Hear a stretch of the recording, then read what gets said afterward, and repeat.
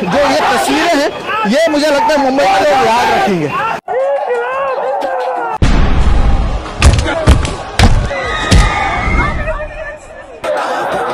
தமிழ்நாட்டுடைய இளைஞர்கள், தமிழ்நாட்டுடைய மக்கள் இவர்களை ஒப்பிட்டு தான் கல்வி அறிவில்லை வடக்கன்சு என்று சொல்லக்கூடியவர்கள் இன்றைக்கு இந்தியா முழுவதும் நீட்டில் நடந்த குளறுபடி கல்வித்துறை அமைச்சர் ராஜினாமா செய்யணும். ஒரு வார காலமாக அந்த ஜந்தர் மந்தர் என்று சொல்லக்கூடிய பகுதியில் பெரிய ஒரு போராட்டத்தை நடத்திக்கிட்டு இருக்காங்க. இன்றைக்கு இந்தியாவை ஆளக்கூடிய அரசாங்கமே அந்த போராட்டத்தை பார்த்து பயந்து நடுங்கக்கூடிய ஒரு நிலையை இந்த இளைஞர்கள் உருவாக்கி இருக்கிறாங்க. இது ஒரு புறம் போயிட்டு இருக்கு.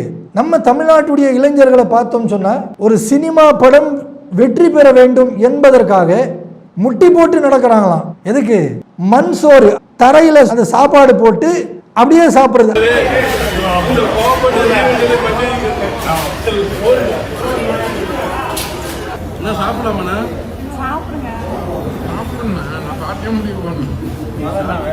தமிழ்நாடு தௌஹீத் ஜமாத் மாநில தலைமையின் சார்பாக தினந்தோறும் செய்தியும் சிந்தனையும் என்கின்ற இந்த நிகழ்ச்சியின் வாயிலாக பல்வேறு நாட்டில் நடக்கக்கூடிய செய்திகளை உங்களுடைய சிந்தனைக்கு நாம் கொண்டு சேர்த்து கொண்டிருக்கின்றோம். அந்த வரிசையில் இன்றைய தினம் நாம் பார்க்கக்கூடிய செய்தி என்னவென்று சொன்னால், நீட்டில் நடந்த குளறுபடியை எதிர்த்து இந்தியாவுடைய தலைநகரமாக இருக்கக்கூடிய டெல்லி ஜந்தர் மந்தர் என்று சொல்லக்கூடிய பகுதியில் இளைஞர்கள் ஒரு மிகப்பெரிய ஒரு போராட்டத்தை கையில் எடுத்து போராடி கொண்டிருக்கிறாங்க. இந்த வீடியோவை பாருங்க. இந்த இளைஞர்கள் இருக்காங்களே, जो ये तस्वीरें हैं ये मुझे लगता है मुंबई के लोग याद रखेंगे।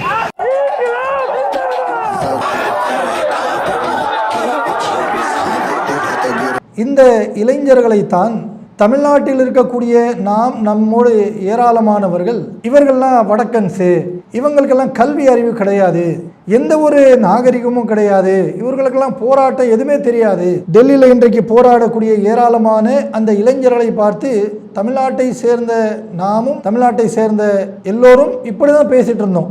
எதை வச்சு நம்ம இதை ஒப்பிட்டு பேசணும் அப்படின்னு பார்த்தா, தமிழ்நாட்டுடைய இளைஞர்கள், தமிழ்நாட்டுடைய மக்கள் இவர்களை ஒப்பிட்டு தான் அவங்க வடக்கன்ஸ் எதுவுமே தெரியலை அப்படின்னு சொல்லிட்டு இருந்தோம்.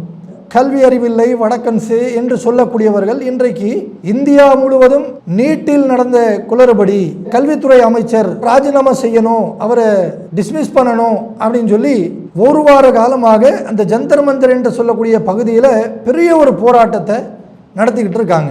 இன்றைக்கு இந்தியாவை ஆளக்கூடிய அரசாங்கமே அந்த போராட்டத்தை பார்த்து பயந்து நடுங்கக்கூடிய ஒரு நிலையை இந்த இளைஞர்கள் உருவாக்கி இருக்கிறாங்க.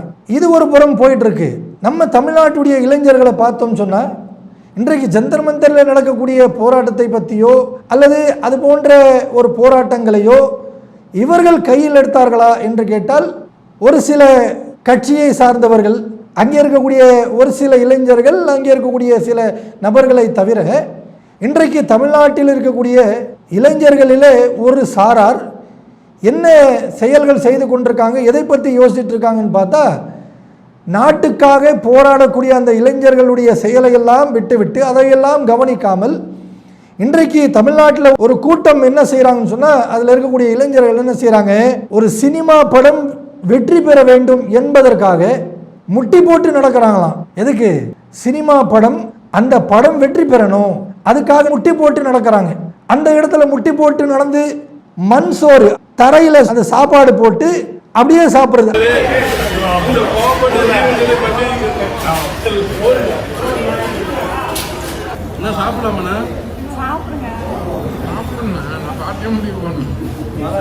நாம இளைஞர்களுக்கு தான் இந்த விஷயத்தை நாம சுட்டி காட்டுறோம்.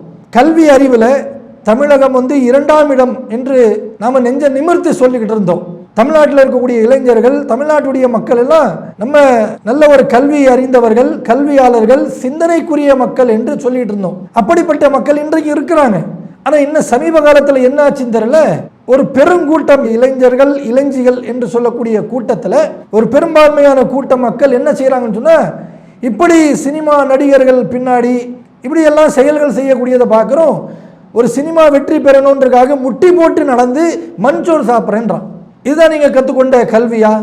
எப்படி இதெல்லாம் செய்ய முடியுது? யோசிச்சு பாருங்களேன். நல்ல பகுத்தறிவோடு யோசிக்கக்கூடிய இளைஞர்களாக நம் தமிழ்நாட்டில் இருந்த இளைஞர்கள் எல்லா விஷயத்திலையும், அது விளையாட்டு துறையாக இருந்தாலும் சரி, கல்வியுடைய போட்டியாக இருந்தாலும் சரி, எல்லா விஷயத்திலையும் தமிழ்நாட்டுடைய இளைஞர்கள், இளைஞிகள் முதலிடத்துல வந்த செயல்களாக நம்ம பார்த்தோம்.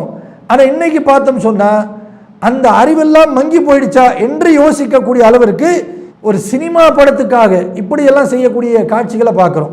ஏன் இப்படி மாறினார்கள் என்று பார்த்தால் நம்முடைய பார்வைக்கு இவர்களை வழிநடத்தக்கூடியவர்கள் இதே சிந்தனையில் இருக்கக்கூடியவர்களாக இருக்கிறாங்க, அவங்க தான் கெடுக்கிறாங்க அப்படின்ற மாதிரி தோணுது. எப்படி சொல்றோம், இன்னைக்கு இருக்கக்கூடிய தமிழ்நாட்டுடைய அரசாங்கம், அந்த அரசாங்கத்தில் இருக்கக்கூடிய மதுவிலக்கு அமைச்சர் இவர் ஒரு ரீல்ஸ் ஒன்று போடுறாரு. எப்படி போடுறாருன்னு சொன்னா, நான் போய் சிஎம் சார் கிட்ட போய் 3 மணி நேரம் எனக்கு பர்மிஷன் கொடுங்கன்னு கேட்டேன். ஒரு மந்திரி பேசக்கூடிய பேச்சுங்க.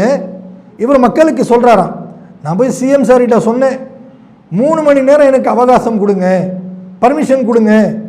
எதுக்கு அப்படின்னு பார்த்தா, நான் போய் 23ஆம் தேதி ஒரு படம் ரிலீஸ் ஆகுது, அந்த படத்தை போய் பார்த்துட்டு வந்துடுறேன் அப்படின்னு சொல்லி ஒரு மந்திரி மக்களுக்கு சொல்றாரு.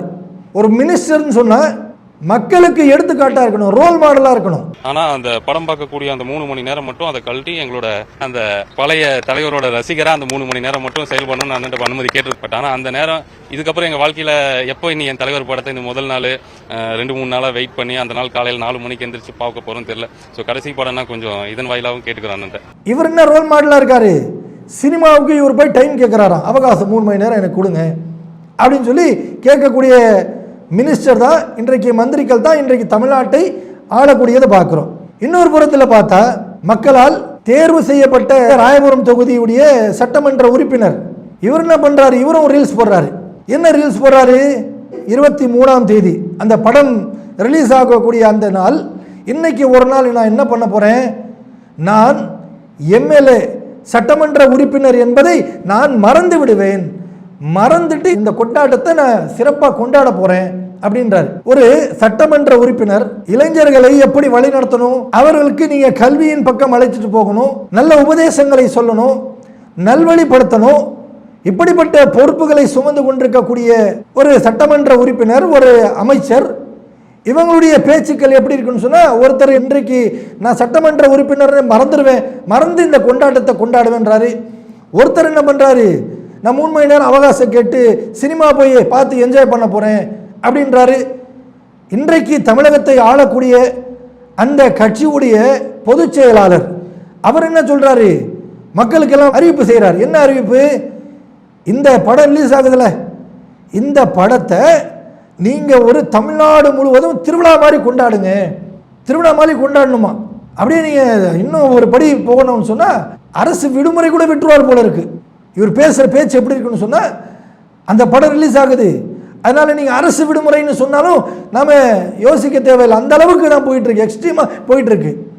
ஒரு நாட்டை ஆளக்கூடிய அரசாங்கம் என்ன செய்யணும், கல்வியின் பக்கம் அழைத்து போகணும், மக்களை நேர்வழியின் பக்கம் அழைத்து செல்லணும், அவர்கள் எந்த ஒரு தவறும் செய்யாத நேர்மையான வாழக்கூடிய அந்த செயலின் பக்கம் அவர்களை அழைத்து செல்லணும், நல்வழிப்படுத்தணும். மக்களை கெட்டு போகக்கூடிய தவறான பாதையில் செல்லக்கூடிய இளைஞர்கள் யாராக இருந்தாலும் அவர்களையும் நேர்வழி அழைத்துட்டு வரக்கூடிய அறிவிப்புகளை, பேச்சுக்களை பேசணும்.